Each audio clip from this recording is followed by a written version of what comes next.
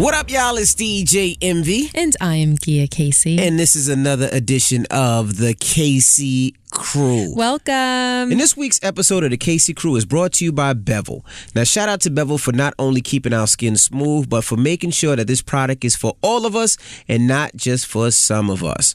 Now, order your Bevel right now at getbevel.com/Casey and get the first month of that subscription for free. That's getbevel.com/Casey. Start shaving smarter today with Bevel. Now, my baby loves when I use the blades, the Bevel blades to shave my skin because it's so smooth. Nothing like smooth skin. And you just want to kiss up on me. You want to kiss me now, don't you? No. Kiss me. No. Kiss me. No. Kiss me. You're too far away. All right. But you would, though. If I were a little bit closer. Shout out to Bevel. And you know what? Shout out to everybody out in New Orleans. Now, this weekend, we were in New Orleans for All-Star. Yes. And we had a wonderful time. I F my diet all up. All the way up. All the way up. I mean, I think it was so much food from, what is it? Po' boys? What is it called? Po' boys, gumbo, turtle soup, crawfish. I even had alligator. Yes. You had alligator. You didn't try the alligator, right? I did. I tried the fried alligator. Yeah, it tasted like chicken. Yeah. So we had a great time in New Orleans. The only problem with New Orleans, shout out to anybody from New Orleans that listens, All-Star was the same time as Mardi Gras. Oh, my goodness. But I would have to say, you know, I ish on you when you're late. What? I ish on you when you're late. Uh-huh. And when you're on time and you do stuff that's good, I have to reward you and applaud you. Okay. You know, Gia likes to be super duper to the T no matter where she goes. If she goes to the supermarket, Gia's gonna wear 6-inch heels. So down there, you know, Gia's wearing 6-inch heels. Of course, she looks beautiful, gorgeous, amazing, like she always does. Thank you. So when we go out, you can't drive. The traffic is so bad. Oh, we tried. We tried to drive everywhere. There's no Uber. There is no Lyft. Nope. There is nothing to get your ass around. No. You really have to describe how disgusting the traffic was. If you live in New York, Los Angeles, you know, some of the worst traffic you ever seen, that was New Orleans. I mean, traffic not moving for minutes and hours. I would say hours. We spent 5 hours in the car one of those days. Rashawn had about 5 different events that he had to make an appearance at during the day. And we got up, we got out, we're like, all right, we're going to hit them 1, 2, 3, 4, 5, boom, boom, boom, boom, boom. And we couldn't even get to the first one because it was taking about 2 hours to go maybe 1.2 miles. Yeah, everything in New Orleans is about a 1.5 mile radius. So it's pretty much all in the same vicinity. In the center where all the action was happening. Right. And we couldn't. Gia would have to sit in the car. I would have to jump out the car and walk to each venue, whether it was a day party or a gaming suite everywhere or whatever I had the DJ. I would have to walk in. She would sit in the car because she had 6-inch heels. Yes. So the next day, I thought Gia wasn't gonna go. Gia was like, "All right, let's go." She had her 6-inch heels on. I was like, "Oh, she doesn't understand." But what she did was, when we got in the car and we got stuck in traffic again, Gia put on her Jordans. I was like, "Aka!" and started walking around. And then when she got to the club, she took the Jordans off and then put her 6-inch heels on, and then we walked in the club, we partied, and then when we left, then we had to walk to the next venue or the next spot or to something to eat or to back to the hotel. She put those Jordans back on. I was like, we could walk for hours. I was really surprised. Yeah. I'm not gonna lie, you look kind of sexy with Jordans and them tight ass outfits on. You know? Oh yeah, you liked it? Yeah, you look kind of sexy with your outfit on. You know, usually you got your 6-inch heels. I said, okay. Oh, you liked it? Okay, yeah, look, Jordan, but I appreciate you riding out for me and really that was tough. Putting the Jordans on it and going to work. Mm-hmm. What I wanted to talk about this episode is we briefly touched on it on our live podcast episode last week. And what made me even think about doing it is when we came back from our trip from New Orleans, we landed in the airport. I don't know if you remember. We were walking to the car, and I know where you're going. There was must have been about 3-year-old, 2-year-old? She was about 4. A 4-year-old. Little girl was about 4. And the girl's mother was trying to get her to... Well, set the stage. The girl's mother had maybe an 11-month-old, a 10 or 11th-month-old. In her arms. Not in her arms. She had like one of those little baby harnesses. Right. Mm-hmm. She was wearing like a baby harness, had the 11-month-old in the baby harness. Then there was about maybe a 4-year-old that was acting up. And then it looked like there was a 6-year-old that was just there to watch. Right. Go ahead. And she was having a hard time. This 4-year-old... No, she was having a meltdown. The 4-year-old was having a meltdown. I was talking about the mom was having a hard time. Oh, the mother was having more than a hard time. The mother was trying to get the baby. I mean, they just got off the plane, so they were trying to get to the baggage claim, and the mother was trying to get this baby to start walking. And the 4-year-old would not walk, saying no, she's not walking. She was laying on the dirty floor. Now, in mind the airport. We were in Newark International Airport. She's in her pajamas. Not on the ground. It's not carpet. Like tile. Wearing pajamas. Linoleum. Wearing pajamas. And the mom is really trying to drag this young girl out. Well, no, she wasn't even trying to drag her. She was speaking to her very, very nicely. I think the little girl's name was Savannah. She's like, Savannah, we need you to get up. Come on, we have to go now. It's time to walk. We got to go get our bags. And she was laying on the floor, swinging her arms and legs about, crying, saying that she wasn't going anywhere. And her mother just kept with the same action. Right. Come on, Savannah, we have to go. You can't lay there like that. The floor is dirty. And she had on pajamas and sweats. So I kind of felt like she woke up and was like, Mom, this is what I'm wearing today. And you're just going to get used to it. Right. And which is cool. That's fine. But then she started going out of her mind in the airport, and the husband was there, the father was there, and he sat there and he said nothing. He just leaned against the wall and left it up to his wife, who was carrying the other baby, to handle it. Right. And this is when Gia and I looked at each other and said we would beat that child to the baggage claim.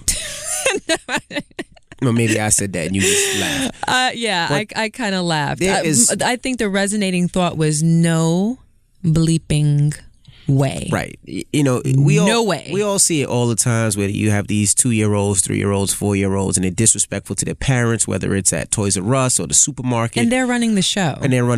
That shouldn't happen, and nor is that going to happen.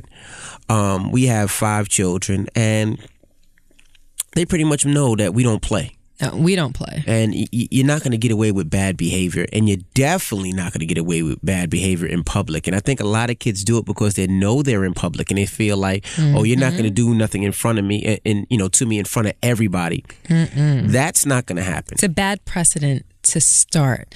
All of our kids know that we have no shame. Right. I will embarrass you in front of your friends. I don't care if you're 2 or 20.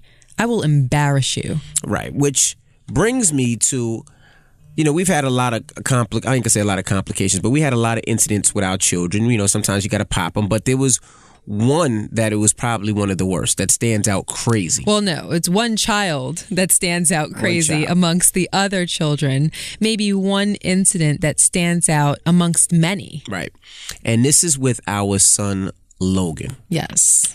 When Logan was about 3 years old. He was exactly 3 years old. When he was 3 years old, Logan is not the smart, loving, bright, happy, go lucky, will go out his way for you as he is now. I never, ever in a million years believed in sending your kid away for school. But Logan's behavior at the age of 3. 3 through what? Maybe 6? 3 through 6. I almost threw the towel in 7. and said we got to ship him away to military school. It was that bad. Yes, it was contentious between us because we both had different parenting styles at the time, and we both had different beliefs regarding how to deal with him. Right. So to show you a specific incident. First, before you mention the incident, let me just prelude by saying, with Logan, I think that his red button. His hot button was being treated unfairly. If he ever felt as though someone wasn't treating him fairly or the way that he should be, or if he gets in trouble for doing something while other people get to skate for doing the same thing, then that would send him into a tizzy. But at age 3, what do you know about that, you know? That's what I was confused about. At 3, you're old enough to assess whether you're being treated fairly or not. And to bring back what you said, you know, I know people are like, well, what are the different styles? Like, we both had different styles of raising or parenting our kids. If you don't know, my dad is a retired police officer, and in our house, it was, he said it, you did it. You didn't ask any questions. Take out the trash. Okay. Yes, sir. You can't go to the club. You didn't say, well, why can't I go to the club? It was none of that. It was, he was the dictator, and whatever he said, you had to do. That was it. No questions asked. In my house, it was the exact opposite. My parents explained everything to me to make sure that I knew where they were coming from. I knew what their decisions were rooted in. Right. So we were both raised a little differently. In your house, it was ask no questions. In my house, it's ask as many questions as you'd like. We're here for it. Right. So with Logan, I think we kind of raised the kids. You know, Gia was, if they had a problem with something, they can ask why. And Gia will say, well, we can't go outside today because it looks like it's going to rain and the clouds are moving over and it might be a thunderstorm and you might get electrocuted. That was Gia's way of answering. My way of answering was... Because I said so. Because I said so. Now, so let me explain what happened. Going to the bank. It was me, Gia's mom, Logan, and Madison in the car. I jump out the car. Logan's 3, Madison's 5. I jump out the car to make a deposit. I go into the bank and I go make my deposit. Now, what happened when I'm in the bank? Okay. Logan was misbehaving. I think that he was doing something to annoy Madison and he wouldn't stop. So I told him, if you continue to do that, I'm going to take your toy away and I'm going to throw it out the window. So he continued despite my warning, in which case I took his toy and I pretended to throw it out the window. Act like she threw the toy out the window. Yes. Now, mind you, it wasn't no great toy. I think it was a toy from. It was like a wrestling toy. Okay, it was an action, like a little wrestling. I thought it came from McDonald's or Burger King. Or no, it was a little wrestling action figure. And when I faked like I threw the toy out the window, he responded by saying, "You fucking bitch." Now, mind you, 3-year-old tells his mom, "You fucking bitch." Now, I was shocked because, particularly at that time, we did not curse in front of our children at all. Now they're 13 and 15. We might let a little word slide here or there, but at that point when they were young, we never used profanity in front of them. So I'm shocked because I have no idea where he picked that term up at. Now he was going to school. He was in school 5 full days. It could have been from someone at school or maybe an older child or something like that. But nonetheless, regardless of where it came from, that is what he said. And as soon as it came out of his mouth, my mother looked at me and was like, "Oh God, Gia, please don't kill him." And I clenched the steering wheel and I turned around and I said, "What did you just say to me?" Because I figured I must have misheard something. And he reiterated it and stared me straight in the face like, "Yeah, I said it. You fucking bitch." And at that exact moment, you walked into the car and I said to you, "You will not believe what Logan just said to me." Now, it's taking everything in me to keep my hands to myself, to not turn around, and to not overreact. Because the first thing that I wanted to do was to turn around and yoke him up. I told you what happened and you said, "What? What did you say?" He reiterated it to you. He said, and then "You fucking bitch." They understand, Rashawn. I was shocked. No, I want people to really set. I want to set the scene. A little 3-year-old, in the car, in his little car seat, cute, saying, "Oh my gosh, no fucking bitch!" Like, so then you said to him, tell your mother you're sorry. And he said, no, I'm not saying sorry. That's exactly what he said. And you said, Logan, you better tell your mother you're... He said, no, I'm not saying sorry. I'm not sorry. Mm-hmm. Now, at the time, the only thing that Logan was afraid of was water. He hated water. He didn't like his swim classes. He didn't like being in the shower. He would only take baths where his face couldn't get wet. So, as a measure of punishment, when he misbehaved, if we were out of the house, I would walk around with a spray bottle. It didn't matter if it was a Pantene bottle that I emptied out and I put water in, or if it was a little one that you get from the grocery store or the drugstore. I was always equipped with my spray bottle. When he would misbehave, I would squirt him in the face. That's right. And he would get right really quick. Didn't have a spray bottle that day. Right. So you told him, I'm going to tell you one more time. If you don't say sorry, you turned around, he just shook his head no. You were like, I got something for you.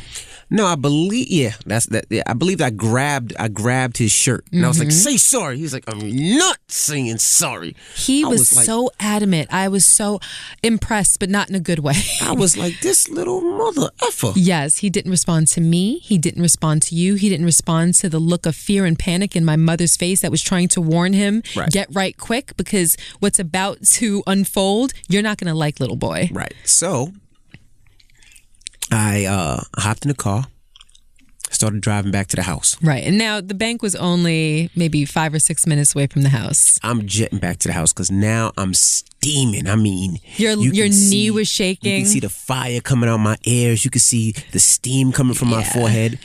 And I pull up to the house and I jump out the car. I don't even think I put the car in park. I jumped out the car. You put the car in park. All right. And I said, okay. So I run to the hose. You go in the garage. You open the garage. You start pulling the hose out of the garage. I pull the hose out the garage. I attach it to the attachment outside. The spigot. I don't know what it's called. Yeah, spigot. I grab him out the car. And I said, you're not going to say sorry? He goes, I'm not going to say sorry. I'm not sorry. I grabbed that hose, turned that hose on, and hosed his little ass down. Right in the driveway. Now, when I'm hosing his ass down, he's like, I'm sorry. I'm sorry. I'm so sorry. I'm sorry. I'm sorry. I'm sorry. Yes.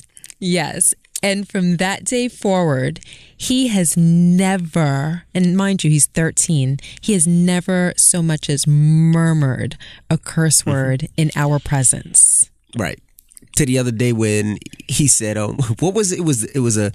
He was like, I can't say the D word.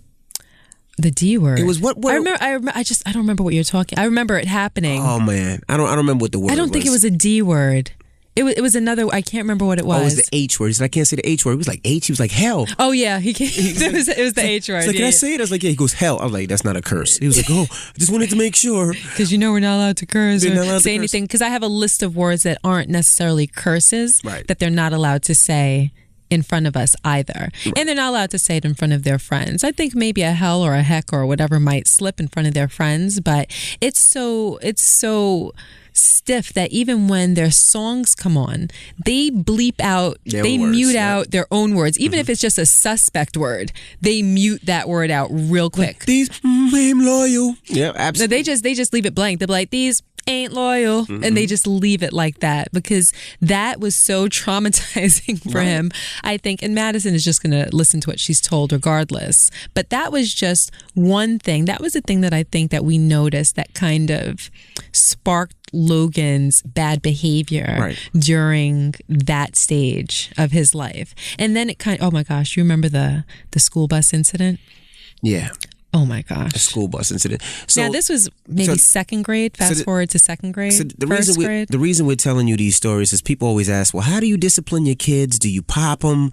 Do you do this? Do you do that? Yes, we do pop our kids. But, for us, I really feel like we popped them one time And then you don't have to do it again. Never have to do it Yes. ever again. Yes. And when you're mad at your child or you pop your child, it should come from a place of discipline, not and from control. emotion.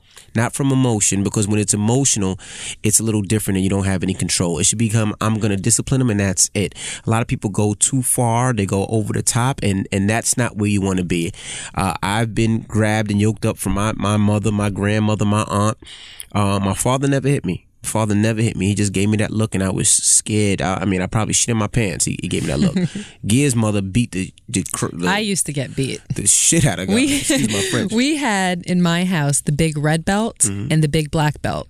And the big black belt was a little bit smaller than the big red belt. So depending on the crime, that would determine which belt I got beat with. Right. But listen, it's a different day and time now. I don't agree. I think it is. I think with your child, if your child deserves a beating, a whooping, he should get it, because I think that's part of the problem.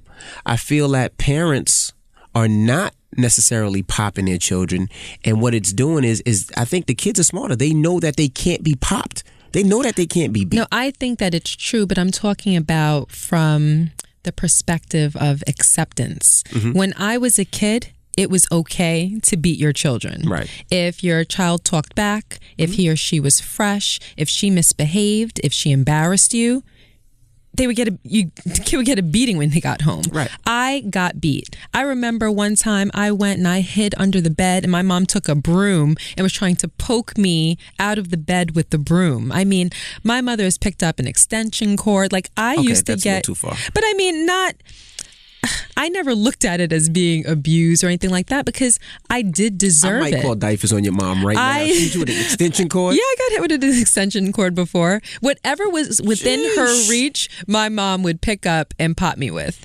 And we can lock your mom up right now if you want. I deserved it in a sense. There were times where I was rude or I was fresh. And that means of discipline had me thinking before I said something crazy or that I knew I shouldn't be saying. So, is it right to be? I don't believe as an adult, especially now that times have changed and people's thinking is more evolved and people spend more time thinking about alternatives. Back then, people weren't thinking about alternatives. This is how you disciplined and chastised your children. So now we're a little bit more evolved and you think about other ways that you can discipline your child and other ways to get your desired effect. Right. And now I don't believe in beating your children, but I do think at times, a child might need a little quick pop on the bottom or a quick pop on the back of his or her hand. Not a beating. No, not beating, but a quick pop. But I think that we discipline more in our tone, right, and with our expectations. Like, for instance, our nanny, her name is Irma. She is so incredibly sweet.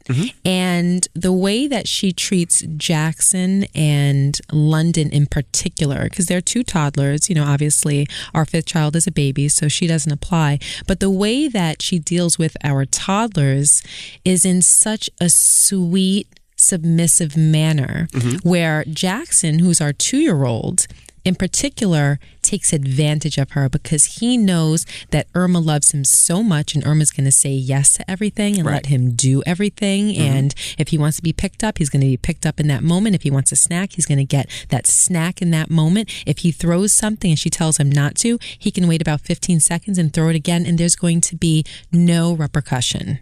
So kids can identify the situation that they're in, and they act accordingly. Like, for instance, he's finicky about brushing his teeth. He does not like to have his teeth brushed. So every morning she brushes his teeth. And sometimes he's like, you know what? I don't want you to brush my teeth. And it becomes a struggle. And as soon as she says, okay, I'm going to call your mother, he gets right real quick. Right. So sometimes I'll hear the struggle. I'll come downstairs and he'll open his mouth wide up because he knows that mommy is not going to stand for that. Because if you don't open your mouth, it's going to be a problem. Right. So you have to discipline your children. And I think a lot of people, that's what we do. And it worked for us so far for 4 children. The other one's a baby, so we don't know what's going to work for little Brookie Chew.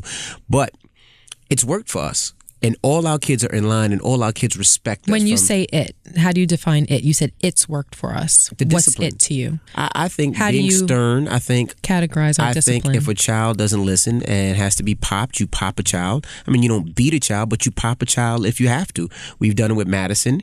We've done it with Logan. Madison's only ever had to get popped one time. And that's all it takes. And it only took that one time. It only took one time. Mm-hmm. Same thing with London. London got popped one time. And that's all it took. And it's all it took. You know why? London started school. Mm-hmm. And for you that don't know, she's 3 years old. So she started school at 2 years old. And she started coming home with this strange... She's almost 4. But she's 3 now. Yeah, 4 more months, but I have my baby's getting okay. So she started coming home misbehaving. Right. If she didn't get something that she wanted, she began to throw herself on the floor. Mm-hmm. It took 2 times. The first time, I heard it. I came downstairs. I grabbed her. I put her to her feet, and I said, "We don't do that." And she looked at me with fear in her eyes. We meaning our family. Our family. We don't do that. Right. We do not throw ourselves on the floor. That is not acceptable. But it was more, I think, the look in my face and the stern nature that I took that she responded to. The second time that she did it, she just walked in from school. She didn't know that I was home. And I heard her do it to Irma. And I went downstairs and I grabbed her and I brought her upstairs. And I held her at like arm's distance away from me. And I walked her up the stairs like that. And that trip up the stairs must have been the longest trip for her because the look in her face was just pure fear. And I put her down. I said, "What did you just do?"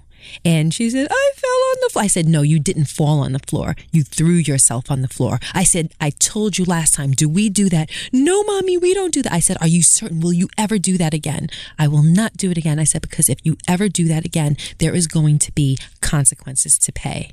And she has never done it again. I think that kids know who they can mess with and who they can't mess with. And it doesn't have to be about taking a physical action. It's about having that stern presence about you that I think that children respond to. Because even with Jackson, when he started school a year later and he started throwing himself on the floor, we did the same thing. So now, whenever he misbehaves, as soon as he hears my feet walking down the hallway and then down the stairs, he'll scream from the family room, "I'm sorry, Mommy. I'm sorry. I'm so sorry. I didn't mean it. I'm sorry, Emma. I'm sorry, Wendy. I'm sorry, Maddie. I'm sorry, Logan." Like he will start apologizing to everybody in the room, even if they had nothing to do with it, if he hears my footsteps coming down the stairs, because he knows that he's not going to get popped, but he doesn't want to deal with that look and the idea of what may come. He's never experienced what may come, but he doesn't want to. He fixes up immediately. He does. Absolutely. And they all do.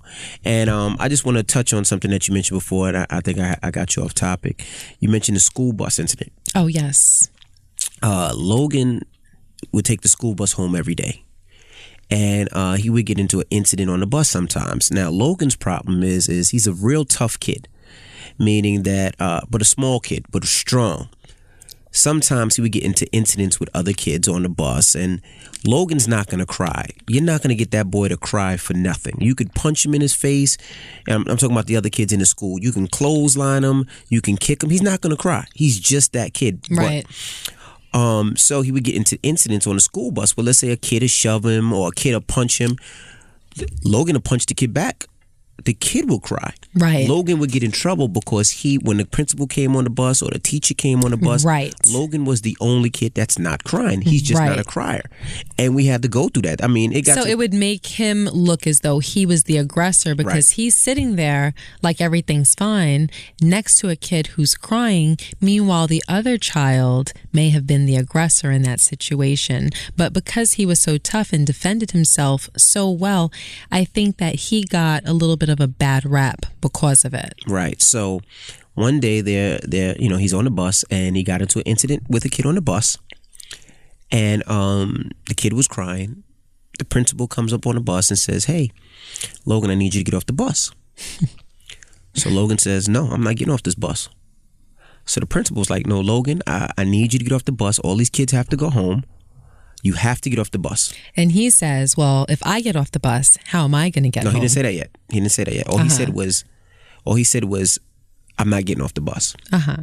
The principal calls me and says, Mr. Casey, your son got into an incident on the school bus. He has to be picked up from school, but he will not get off the bus. I'm like, okay. He was like, do you mind if I use physical force to get him off the bus? Simply meaning to pick him up and remove him from the bus. Right. Mm-hmm. So I tell the principal, I'm like, look, I don't think you're going to be able to get him off the bus. Right. So the principal was like, excuse me? I'm like, I know Logan's small, and at this time, what grade was he in? He was in first or second grade. He was in first or second grade. I said, he wrestles, he plays football, he's in karate. You're not going to be able to get him off the bus. Mm-hmm. I said, but you can try. Right? Because now at this time, it's a bus full of kids that got to go home. That's late now. And she's calling from a ground line. It's not like she's calling from a cell phone where she can hand him the phone where you can say, Logan, get off of the bus. Right. So she calls me back about 5 minutes and was like, Mr. Casey, you were right. I couldn't get him off the bus. Now, I know Logan. When he doesn't want to do something, he's not going to do it. He will fight Andre the Giant if he has to. Yes. That's him. He's not getting off that damn bus. So now I have to leave work and get to the school because he's on this bus and he's not getting off. So they have to, I want to say evacuate the bus, get all the other kids off the bus, take them on other buses. They had to call another bus to the school to put all of the other children on so that they can all get home. Right. And now the scene is Logan is sitting there by himself on a big yellow bus with the principal. Right. So when I pull up, I finally pull up. I get there, I pull up. As soon as I pull up, Logan sees me, he jumps off the bus. Hey, Dad. Just like that. Hey, Dad. I'm like, so I'm pissed off. I'm like, why the fuck didn't you get off the bus? Right. He looks at me, he goes, Dad, Mom's not home. The nanny's off today. If I get off the bus, who's going to pick me up? He said, if I get off the bus, how am I going to get home? How am I going to get home? Mm-hmm. My sweet little baby. And I'm pissed off, but I'm like, I get it. If he gets off that bus, how the hell is he going to get home? That's how he gets home every day. Oh, that's how he thought. His little, second grade brain. Yeah, so that was the incident with the school bus. So, but my problem with him is he did not listen. And I told him if he got into another incident, he would be in trouble. So, at this point, Logan was getting in trouble a lot for the same type of incident. Him getting into an altercation with a classmate. I think they would try to pick on him and they would realize that he's not soft. Right, because Logan was always smaller than his peers. But he's not going to take no shit. You're not going to push this kid around. So you would, as another child would misjudge him and either insult him or try to play him or something and then get their feelings hurt. So, even the principal said to me at the time, he'll be in a situation, it'll be him and a bigger kid, and you would assume that he would be the one that would take the L, and it's always the reverse. And it looks like he's the problem, but that's not really the case. It's not. It got to a point where she realized that he wasn't the problem. And not only that, he is the type of person, that type of person that takes extreme to the far level of the far level of the far level. No, I don't know what that means. Meaning he's extreme. Like, the worst thing I think we did with Logan was saying, if somebody hit you, hit him back. Mm-hmm. Right? Defend yourself. Because that's what I was taught. I think that's what a lot of us were taught. But not now. Now is if somebody hit you, go tell a teacher. Right. So what would wind up happening if somebody hit Logan would hit him back, they would start crying. The principal or teacher would come. The teacher would see who was crying, and then the other person would get in trouble. Right. So Logan would stay in trouble. So we had to change his way of thinking. Yes. We had to try to reprogram him, which was very difficult. It was really fucked up, and I'm cursing, but because I'm pissed off about it, because we had to almost teach our son that if somebody hits you, don't defend yourself. Don't defend yourself. Go tell a teacher. Find an adult, find a teacher, and tell them. And then if they hit you again, then you could defend yourself. Right. And I didn't like that because, you're taught to defend yourself. You're not going to just let somebody pick on you. And I didn't want him to be he's the tattletailer. No. You hit me, you get effed up. That's what I wanted. But we had to what's the word I'm looking for? Program him. Yeah, deprogram him. And it bothered me. So he got in trouble for that incident. So the school bus incident. So I said, okay. I told Logan if he gets in trouble again, I was going to take him to Queens. So what I did was I drove him to Queens to my dad's house. Remember I tell you, my dad's a retired cop that doesn't play that. You picked him up from the bus. Picked him up from the bus, right. Drove straight to Queens. Mm-hmm. When I got to Queens, the first place I went to was the barbershop. Right. I gave him the George Jefferson cut. Now, mind you, he had a head full of curls. A head full of curls. I gave him the George Jefferson cut, where you ever see Dr. Phil or a person that's balding where they have hair on the sides but then that big bald spot right in the front. I cut his hair just like that. Shout out to Donovan the barber, because I remember when he was getting the cut, Donovan was like, I'm not cutting it like that because your wife's going to kill me. Yes. I said, give me the clippers, and I did it. And then he had to fix it. I gave him the George Jefferson cut and took him to my dad's house. And I said, Logan, I'll see you when you straighten up. And the reason for that wasn't that we didn't understand why he didn't get off of the bus. The reason is because prior to that, we told him, and this was, I guess, part of his deprogramming, listen, if a teacher or an adult at your school tells you to do something, whether you agree or not, whether you think you're being treated unfairly or not, do it. And then if you have a gripe about it, come home and talk to your father and I about it. And we will deal with it with that adult if we feel as though you were offended unrighteously. Right, absolutely. And he didn't do it. He did not get off of the bus.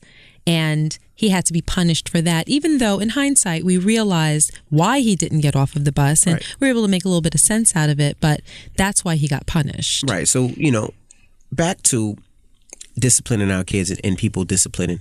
I think that your kid sometimes has to be disciplined in a way that it's not necessarily like, if I had to sit in the corner as a kid, I don't think I would have listened as well as I did. What do you mean? I was scared of my mom at times. I was scared of my dad at times. Right. If they told me to sit in the corner, I wouldn't be scared of them. But when my mom used to yoke me up and like almost strangle me and like, I was scared. She only had to do it one time. And then I never sucked my teeth at her, never cursed myself, never yawned, never got an attitude, because I know that her yoking me up could come at any given moment. Even with my grandmother hit me with a slipper one time. Bow! She threw it at you, right? Yeah, threw it at me. No, she threw the ashtray at you. Threw the ashtray. Hit you with the slipper. Hit me with the slipper through the ashtray at me. Rest in peace, Grandma. But she did that. And ever since then, I knew Grandma didn't play. Right. You didn't mess with Grandma, even though at the time she was, 75 years old. You was like, I'm not fucking with Grandma because she still got enough power. Still a little crazy. Right, but I also think that that's what kids need. They need to know that their parents love them and care for them and will do anything for them, but they also have to know that they have to respect their parents. Right. I think it's the right recipe of fear and respect. Absolutely. Because we talk to our children very openly, very freely, but we don't cross that line of friendship. Now, myself and Madison, myself and Logan, we're friends in a certain respect. And I only use that word and I use it loosely, and it kind of conveys the idea of openness and communication. And, my kids can tell me anything, but there's never that time where they feel as though they can disrespect me. Absolutely. Because if they disrespect me, then they have to worry about where that swing might be coming from. Right. There's times where Logan will say something and not be sure if it's disrespectful or not. It might be a joke or intended as a joke, and he'll duck immediately because he doesn't know where that hand might come from. Right. And it doesn't get to a point where I ever actually have to pop him or swing on my child, but he knows that I have the propensity to do that if the situation calls for it. So we talk, we're open, we love them. They know that, if there's a problem, mommy's going to fix it, daddy's going to fix it. We're going to go to bat for you with your friends. We're going to go to bat for you at your school. No matter what, we have your back. But at the same time, you maintain that respect. And to take it a step further, which I love, the other day when we were out of town, when we were in New Orleans, London had a problem. And the dope thing about it is Madison was home and Madison checked her. Oh, Madison checked. London did something disrespectful to our nanny.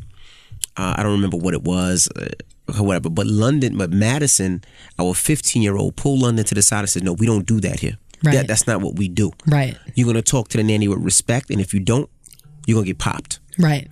And I was like, wow, that just shows that we're actually teaching them in a way that it's not just Madison learning, but now she's teaching her younger sister, which I thought was amazing. I just thought that was dope. When it's kind of like our house culture. It's like our own code of ethics. Like we all understand what's respectful, what's not, what's tolerated, what's not, and they understand why. They understand why whenever they do misbehave or something doesn't go off the way that it should, they come in and they apologize, but they also learn that from us. Absolutely. In our house, we apologize for things that we do wrong.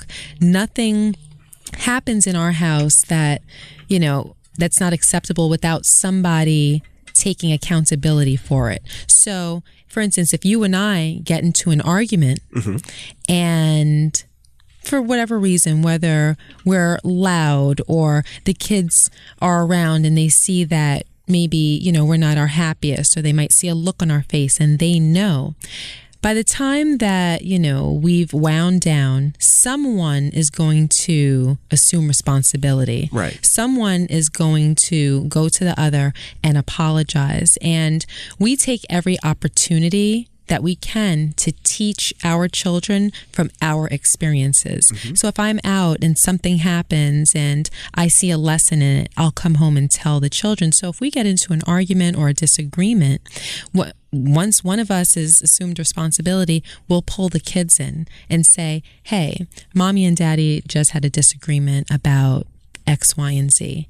And I remember one case in point, you said, you know what, Madison, Logan, I just raised my voice at mommy and I should have never done that. I did it because I was tired and I was irritable. I haven't really been sleeping. So I kind of just snapped. I had to apologize to mommy because mommy didn't deserve that. Madison, you take this example to realize how you should never stand to be treated by a man. And Logan, you take this example to learn how to never speak to a woman. Correct. And us using our life experiences to teach our children, I think, is so strong and so powerful because they see it in their house. Right. And the takeaway from that is so great because they can identify with it. It's not like you're just teaching your children, and this is how it was in my house, kind of tapping into something that we were talking about earlier about the way that I was raised. My parents always used real life to teach me. And that's why I think that in a lot of ways I'm worldly because my eyes are always open to different things. I try to look at things with different perspectives, and I want my children to have the same quality. Absolutely. And I think we do that when we discipline them. And I think we do that when we teach them about apologizing and teaching them about having respect for one another, having respect for adults. And I think that is the reason that they do that, because we're able to have those conversations and because we discipline them the way that we do. Right. Now, thanks again to Bevel for supporting this week's episode of The Casey Crew. Bevel is the first and only shaving system designed for coarse, curly hair and sensitive skin. Now, you can pick up your Bevel today at getbevel.com/Casey. And as an added bonus, you'll get the first month of your Bevel subscription for free. Now, go again. Getbevel.com/Casey. Now, I'm not gonna lie. When I was out in Super Bowl, I used the bevel for my face. But I know what else you use the bevel for. I also had the Manscaped to make sure I was good money down there. You were really good money. I was good money. Like really good money. Like all the way to the skin, good money. Bevel does a great job. You looked a little bit bigger too. Oh, shoot. All right, so definitely get Bevel today. That's getbevel.com/Casey. Now, let's get to the email of the week. Okay. Now, before we get to the email, I want to say, babe, I apologize. For what? I'm a little gassy. Awesome. All right, now, Broken Home, all right? He says, hello, guys. I trust you guys are doing great. I'm a great fan of the podcast and of the Breakfast Club. I don't mind if you guys don't read this out on your show, but I really appreciate your help. All right. My wife and I have been married for 4 years. We have a 3-year-old son and currently pregnant with our second. We've been having a lot of issues in the bedroom for a while. Mine being that she never initiates sex except for when we're working on having kids. This brought about a lot of issues. You know how we men are. You know how us men get when we're not getting none. I once discussed this with her about wanting to make love and none of all this quickie or no foreplay sex. She responded by saying, I should wake up. This ain't no fairy tale. Like I was asking for too much. Wow. We recently got into an argument during the festive period about where our son should spend part of this holiday season so that we could get to spend some time alone and reconnect. I suggested that he go to my mom's house since she's been longing to have him over. Plus, I want to get him used to my family members too. But my wife was insisting that he goes to her side of the family, being that there are a lot of cousins and siblings there. The argument got to a point where she told me she's regretting being married to me, emphasizing on us eventually breaking up. She said this knowing that I feared that the most, especially coming from a broken home. And she said that her dad warned her against marrying based off of that. Anyways, I allowed things to go her way when she started crying. She later apologized. My problem now is, does she really mean what she said about regretting being married to me? I have started questioning our marriage in my head, asking myself if I'm making her miserable or something. It's being over a month since we hugged, let alone have any form of romantic activities. I still do the regular house support thing with taking care of our son, helping with the laundry, cooking, and cleaning, etc. Just that connection is gone, guys. I don't know what to do. I wake up almost every night having extra praying sessions. Something to point me in the right direction that makes sense. I'm from Nigeria, Africa, which is Wale's country, and listen to you guys a lot. Love your program and honesty. Thank you. What's his name again? Lex. Lex? Lex, L-E-X. Hi, Lex. Well, that whole situation just seems like a recipe for disaster for me. To me, based on what he said, it seems as though she is trying to have a monotonous relationship. And the part that scares me about the email is where he said that she responded by saying, I think it was what, wake up, this isn't a fairy tale? Correct. Wow. That's scary because your relationship can be a fairy tale. It can be as much of a fairy tale as you allow it to be, and as much of a fairy tale as the two people involved work towards it being. If you have two people that are on the same page, that want the same thing, that want happiness, that want monogamy, that want a family, that want love, that want to have fun, that want to enjoy their lives, that want to experience different things, that want to be spontaneous, that want to grow old together, then you have two people that are willing to work towards it. And that's the closest that you're going to get to a fairy tale. And it is possible. But if your frame of mind is already working against that, it's working against you, and it's working against the two people as a couple, and you failed before you even began. So that one little line, oh, this isn't a fairy tale. It's like, look, life isn't that great. We're not supposed to be that happy. We're not supposed to achieve certain things. It's not like what you see on TV. We're not supposed to be smiling all the time. We're not supposed to have a great sex life. No, you're supposed to have all of that. You can have all of that if you have two mature people that are willing to work towards those things and stay the course. So that's the one thing that screamed at me while you were talking and reading the email. I think that she needs to fix up. If everything that he said and, you know, the way that he describes it is accurate, because he seems as though he really wants something good. And he seems as though, I don't want to say that he's the weaker person in the relationship, but when you have two people in a relationship, one is usually a little bit more powerful than the other, a little bit more assertive than the other.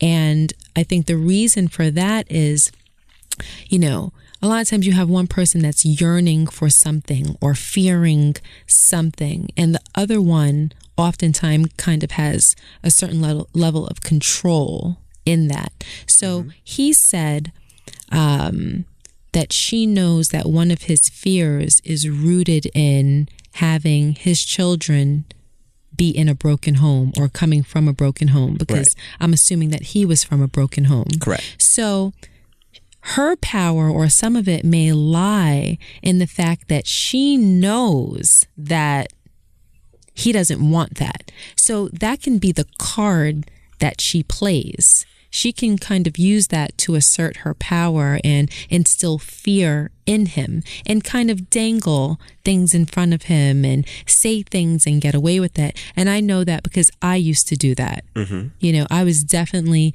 guilty of doing certain things or saying certain things because I always knew that you would never leave me. Right. I always knew that no matter what I did, whatever I said, no matter how wrong or how left it was, I could get away with it. You might have an attitude, you might be upset, but you're not really going to go anywhere, because I knew that that's where you stood in our relationship, and I would kind of use it as a power play, as a tool.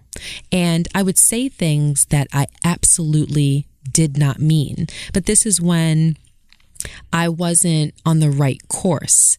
This is when I didn't know better, when I wasn't, I guess I would say, a little enlightened, you know. There came a point where it's like a brick fell from the sky and I saw things differently, and I wanted better for me. I wanted better for our marriage. I wanted better for our family. And I started to change some of my actions, but I definitely did use things as like a power play. And I definitely did try to hurt your feelings intentionally. So at the end of his email, he says, I want to know if she really means it. She said that she regretted ever marrying him. Right. And that's the part that he seems that he's most worried about. Wow, does she really regret ever marrying me? Right. There's times where I might have said things that were equally as horrible or equally as hurtful to you. And in the moment, I might have meant it. Mm-hmm. In the moment, I might have meant it, you know, but I think maybe subconsciously I was just saying it to hurt your feelings, knowing that there was no real consequence. Well, no real consequence that I could see in front of me. But of course, there was a consequence, because when you say something negative to someone like that, when you hurt somebody, it sets into effect a whole other sequence of feelings and emotions, thus setting into effect actions. And that's kind of like opening up Pandora's box, because you never know what's going to come from those feelings and those actions. Right. But you know what? To play devil's advocate, right? And there's two sides to every story, right? Let's say they got into a relationship thinking or doing one way, meaning it seems like the majority of the problem is sex, and maybe for some reason she just is not a sexual person. There are people out there that are not sexual people, and when they met each other, maybe they were like that, and maybe it got to the point where he felt that he can change her. It doesn't say how or they just were, wanted her to change. or wanted her to change. It doesn't say how they started talking and how they were before they got married. You know, so I feel like this might be something where he might have to chill out and figure out alternative ways. If they started dating and maybe she didn't enjoy sex, maybe she doesn't like sex, maybe sex doesn't feel good to her. If that's the case and they have it only when they have a child, which makes maybe that's part of, you know, the situation. You can't expect somebody to say, okay, we're married now, we're together, now change. No, this is who I was beforehand. I disagree. I think that marriage, in part, is about meeting each other's needs. Right, but if you knew beforehand, though. You knew beforehand I was like that. Don't think because now I have a ring on my finger or because we said I do, I'm going to change. He married her person because he loved her. Right. And you love everything that comes with me. Right. But when you get married, regardless, I think that it's with the acceptance of knowing that you're that chosen person that's supposed to make yourself happy, but also make someone else happy for the rest of their lives. You should really cater to another person's needs if you're getting your needs met. It should be like, and I use this word a lot because it's very important. It should be about reciprocity. I make you happy. You make me happy. We do this for each other because we love each other. But if we understand that this is what it was. And even if that means that you're doing something that you're not super thrilled about or super excited about, you know what? Maybe you should do it anyway because it may fall under the heading of your partner's needs. I disagree. And sexual needs are important. No, I disagree. You can't just be selfish. We only have sex in order to procreate. No, That's ridiculous. It's not a matter of that. We can't have a great sex life. That's a fairy tale. No, it's not a fairy tale. You think that this man should be spited because maybe she was that way before? No, not spited. And not have a fantastic sex life if we go into his partner is willing to work on No, with if we him? go into this relationship, understanding and seeing what we see or what we do. It doesn't just have to be sex. It could be anything. It could be like, you know what? I have short hair. I want my hair to be short. I had short hair before I met you, and this is what I like. Mm-hmm. Now, when we get married, I'm like, babe, I want you to go long hair. No. Yeah, but hair length isn't a deal breaker. Well, you know what? It might have been a deal breaker beforehand. You should have said, you know what? I know who you are sexually. I'm not going to get married to you because that's not me. Let's get married, let's have a child, and let me try to change you. Don't try to change me. You knew what it was when we got married. I don't think it's about changing. I think that it's accepting what marriage is and improving what you have every day of your marriage. Every day of our marriage, and I think that you do the same, I'm always looking for ways to make you happy, as I feel that you're always looking for ways to make me happy. And there are times that I do things that I don't necessarily want to do or that I'm not thrilled about. I may try things that I may not be thrilled about. I may say things that, I have to kind of train myself to get with, just to make you happy. And you do the same for me. To a certain extent. And me recognizing that you do those things for me makes me want to do it twofold for you. No. Being married, you have to understand that it is about pleasing the person that you're with and being pleased by the person that you're with. Nobody wants to be married to someone that isn't going hard for them and isn't invested in their happiness. Go hard for other ways. Like for instance, sex is important. Sex is important in a relationship. It's very important. But let's say this. Hold on a second, babes. It's an important part. It is. It's not a disposable part of a relationship. No, it's not. But me and you date. Mm-hmm. We're dating. We're dating for 2 years, right? Okay. Let's say. Mm-hmm. You don't like to give fellatio. You don't like to give head. You don't like to go down on me, right? Mm-hmm. I know that. Mm-hmm. We get married anyway. Okay. 2 years down the line, I'm like, babe, I want head. Right. I should know from the door that you're not giving head. You know why? Because you didn't give head before. Right. Now, if you don't want to give head, I can't be like, oh my gosh, this, that, and the other. I want to leave now. Oh my, no. You knew before you got married that she wasn't into head. She wasn't giving head. She didn't like giving head for whatever reason. That is one particular sex act. That doesn't embody our sex life as a whole. If this woman is withholding sex as a whole and not making him feel wanted by never initiating sex, that is a problem. No, he didn't say they have sex. He said they just have quickies and they don't have. They have low quality sex. Right, but maybe she likes that.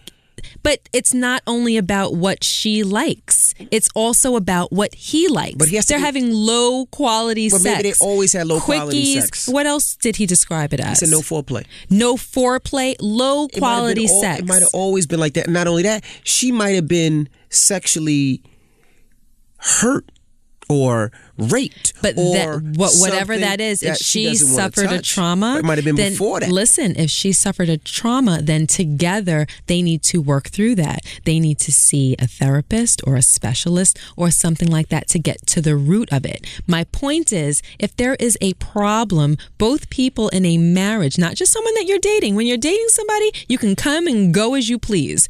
Do what you want. But when you are married and you're committed to somebody, both parties have to be equally invested in the happiness of that marriage. And whether it be sex, communication, family, core morals and values, those are things that are at the ground of a successful marriage. And if you're not in step, if you're not in tune, then your foundation is shaky. And look, he's already insecure about it. Clearly, he's communicated this to her. And her entire disposition based on his perspective in that email, and that's all that I can go on. I can't assume what she might have gone through or assume why she might be that way because I really have no idea. So I'm not going to chase a ghost. But based on the email, she doesn't seem as though she's invested, and it seems as though she believes that the happiness that you see on TV or the happiness that you aspire for, that's not real life. You know, we have sex to procreate, or if we're going to have, yeah, okay, I'll throw you some, but make it quick. That's a horrible outlook. Right. That's a horrible thing to give somebody that you want to be happy about spending the rest of their life with you. I wouldn't be, if that was your attitude about sex, I wouldn't be excited about spending the rest of my life with you. I'd be thinking about other people and what's my next move and how I'm going to get the hell out. You better be happy. This is a privilege right here. Yeah, okay. But I'm going to be thinking about how am I going to get the hell out, because I can't live the rest of my life that way. So he feels unfulfilled. So what do you suggest? What do you advise to him? I don't know. She seems as though she doesn't care. And she seems as though she might be slightly more powerful in their relationship. I think that everything is rooted in communication, but I don't know how easy she may be to communicate with. My real opinion is that he has to assert his own power. Because, and I'm saying this from personal experience. He is not saying rape, because that just sounds like your own power. No. She's not saying force. No, I know that at a particular time in our relationship, I felt like I could get away with anything. And it's because I knew that there was no consequence. Right. I think that if you at some point had showed me that there was a consequence, or if your personality changed, or if my charms weren't working, then I might have considered an alternate way of acting towards you. Or I might have just abandoned those ways because I wasn't getting what I wanted. But as long as I knew I got what I wanted, I would continue. People do what you allow them to do. Right. It's just like children. You know, children will do what you let them get away with. But once you put your foot down and you're like, nah, and then everything changes and your demeanor changes and the way you go about your day changes, then the other person has to stop and reassess the situation and reassess what they're doing. So in my opinion, just based on what I can sense from that email, I think that he might need to withdraw a little bit. Stop acting as though he needs her as badly. Stop chasing the sex. Maybe stop having sex. Then she might actually worry. She might actually be concerned. When she asks for something that he has to be giving about, he might be like, you know what? No, this isn't a fairy tale. Go do that for yourself. I really think that he needs to put his foot down and reassert his own power. Kind of take away. Don't make it as easy for her.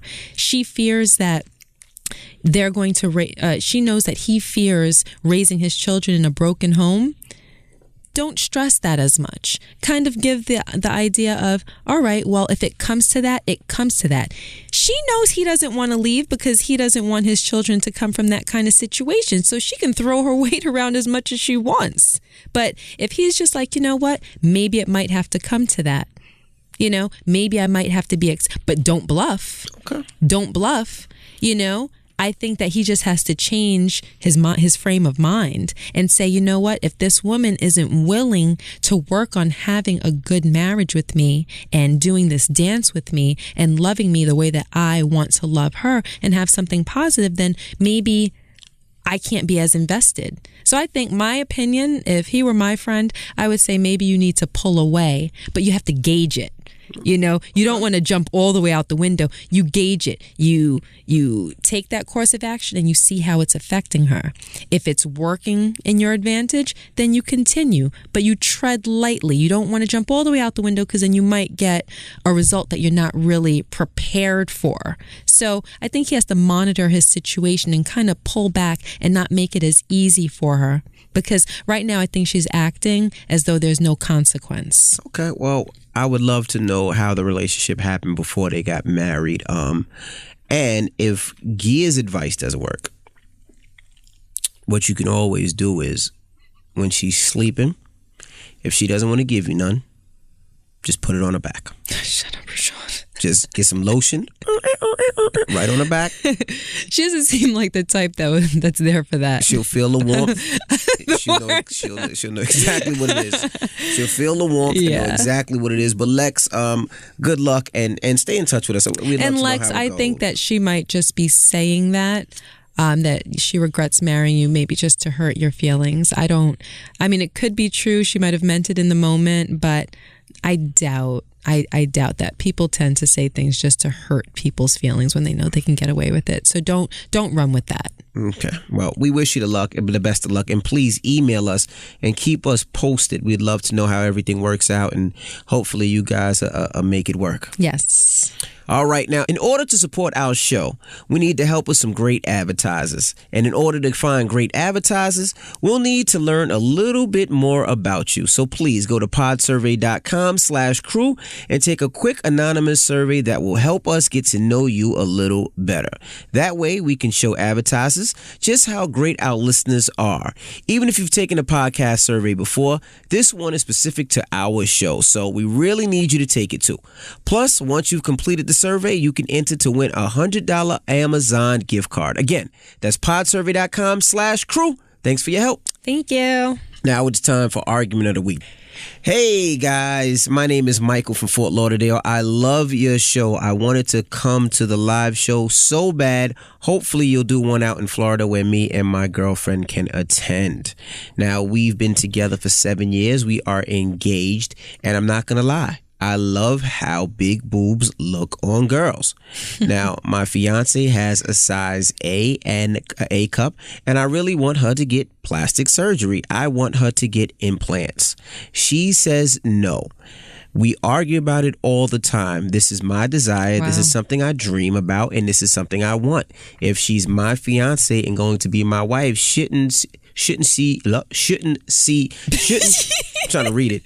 Shouldn't see. No. What's the word? Shouldn't she? Oh, shouldn't she? People are laughing right now. Shouldn't she do what I ask her to do? Let me know what you think. We argue about this every day. Wow. Shouldn't see. It kind of throws back to what you just said about the email of the week. If you knew that she had an A cup when you married her, you don't marry her and then all of a sudden expect her to get double D's. Aga, they're not married. That's his fiance. So he's trying to get it in before they get married. That's his fiance. See, but I do say this. Now, I don't have a problem with plastic surgery. Mm-hmm. At first, I did. Why? But, you're going to hate this, but live with it. Okay.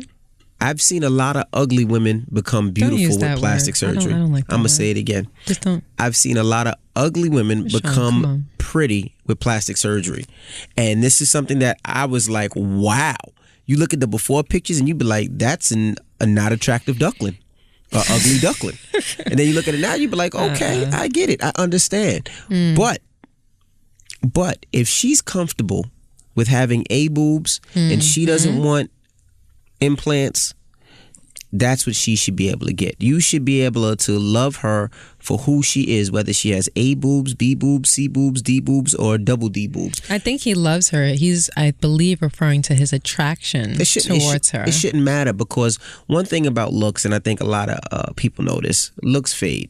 I mean, you look beautiful at 21, and then at 71, those same things, those looks, that hair that was so nice. For men, it's bald, you know. Right. For women, those eyebrows that you know, pluck every day, now I can wipe it off with my thumb, you know. It's so many different things. Right. Now you have wrinkles. Now you have crows. What are crows? What? Crow's feet. You have crow's feet. Now your titties are touching the ground. You know, awesome. your ass is on the floor. If your man, why does it have to be so dramatic? If your man, your balls are in your shoes. It happens. It happens. But those are not the things that people should look for love. You know, babe, I don't care how you look. I don't care if one lip is bigger than the other lip. I'm talking about vagina. I don't care if your elbow is bigger than your knee. You know, I don't care if I don't care. I honestly don't care.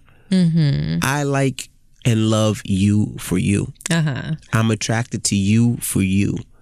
I don't care if, you know, you have a hole in your neck, and it doesn't matter to me. A hole in my neck? I just came up with that. Okay. It doesn't matter to me. It doesn't matter if you have the George Jefferson haircut. You are my baby. If you have the George Jefferson haircut, I will lick that bald spot on your head every day and tell you how much I love you. Well, that's how it should be. You shouldn't want to, you know, encourage or force your fiance to get big boobs. That's whack. Like that shows me that, and I hate, and I don't like to call people this, but it just shows me that you're very selfish, and I'm a selfish person.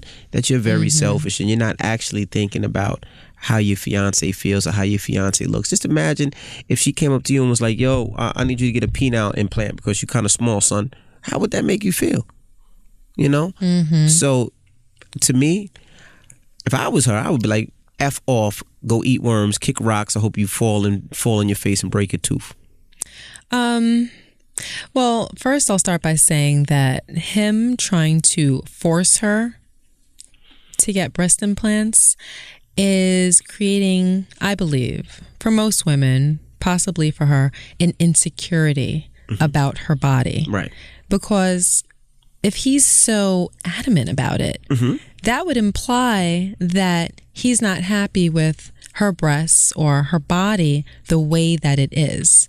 So she may think that every time that he sees larger breasts on another woman, that that's something that he's attracted to, and that he's not attracted to her. So that kind of plants a seed for a problem to kind of grow and fester. Because as women, and I'm sure men as well, and we've said this before, the sexier you feel and the more confident you feel about your appearance and your body and the way that you're being looked at by your partner, the sexier that you behave in the bedroom, the sexier you go about your day, the more confidence you have. So it shows in your actions. It shows in your sex life. She won't be worried about covering herself or, protecting her breasts from his sight or anything because she thinks that he might not approve of it. That's number one. Number two, regarding plastic surgery as a whole, I have no problem with plastic surgery. The only stipulation is that if a person is going to have plastic surgery, it should be for them. Right. It should be to improve or to correct something that they're not happy with themselves. You don't get plastic surgery to please somebody else. I agree. Never, ever. If she's telling him, no, I don't want it, then he should respect that and let up. And if for him it's a deal breaker, move on to somebody that has double D's. But if you love this person, then you should just love everything about her and just get with the program and accept whatever she has. But if it's that important to you where you're forcing her to go under the knife, then maybe it's that big of a deal for you. I mean, maybe he's not as attracted to her as he would like to be. Right. Maybe that's just something that is a part of his personality. Maybe that's just what he likes. And you know what? He's entitled to it. But what he shouldn't do is try to force her to do something just for him. And from her side of things, let's say she goes and does it, and she doesn't want to. She has to deal with the pain, the potential repercussions of having plastic surgery. And what if they don't make it? What if they're together 2, 3, 4, 5 years and then they get a divorce? She went and she didn't just do something small. She didn't change her hairstyle or get color contacts. You know, she didn't do something to resurface her skin or, no, she cut into her body to enhance it for the sake of somebody else. Now you're sitting there regretful that you changed your body to please somebody else. In all ways, that's bad. Absolutely. If she wants it for herself and you both can gain from, larger breasts, she's happy, she feels more secure, you have something to play with, you love it, awesome. But if she doesn't want it, that's for the birds. I agree. I totally, absolutely, Done. agree. Yeah, no, you're right. You're absolutely right. He's selfish. He definitely is. They talk about it every day. It's that serious? No way. Yeah, I'm with you. All right. Well, that is the argument of the week. What's his name? Michael. Michael? Shame on you. Go ahead. Now let me ask you this. Now, you the last 4 weeks, we've been on the road all the time. Oh, From Super Bowl, Valentine's, All-Star, New Orleans. Next week is CIAA, North Carolina. Are you tired of hanging out with me yet? No. No, I really enjoy. We're having a good time. Always enjoy hanging out with you. I love it. We're having a good time. I love spending time with you. With you, I have my wife. I have my love. I have my security. Security? Yeah, because you'd be like, yo, watch them dudes in the corner. Okay. And I have my stylist. Like, it's perfect. Package deal. I love it. I enjoy spending time with you. I just wanted to say shout out to everybody for listening. We've been traveling a lot and we appreciate all the love. And, hopefully we're going to get ourselves together, get on like a little mini tour and try to come to a lot of cities and do our podcast live and meet you guys. And that'd be wonderful. And just chill. All right. Well, it's time to get up out of here. Yes. All right. Well, I'm DJ Envy. And I am Gia Casey. And we are the KC Crew. Thanks for coming over. Toodles.